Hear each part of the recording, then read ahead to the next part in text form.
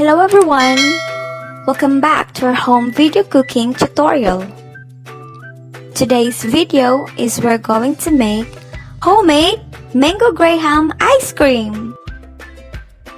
Our ingredients are graham biscuits, mango cut in cubes, chilled overnight all-purpose cream, and condensed milk.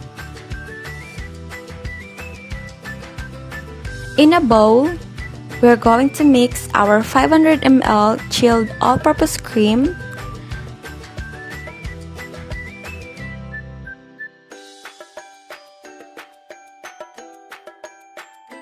then mix until the mixture size is doubled.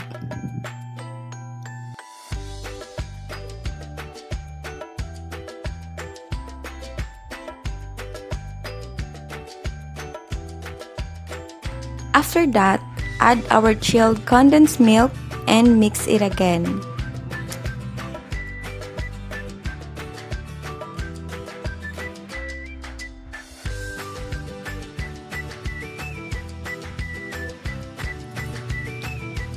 In another bowl, we are going to separate some of the cut mangoes to make a puree.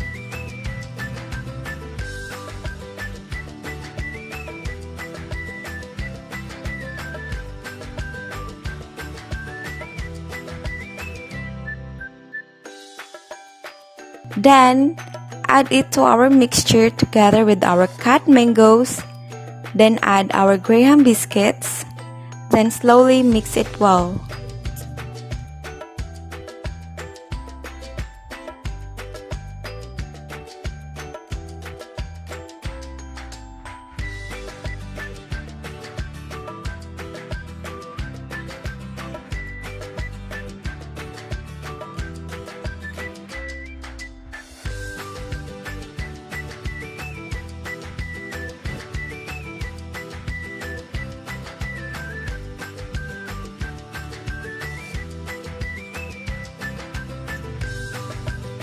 After that, transfer it to our container.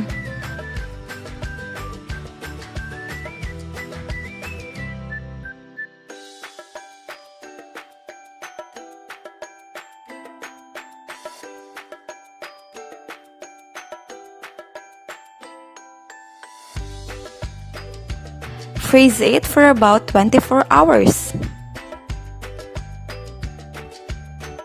And now, here is our homemade mango graham ice cream.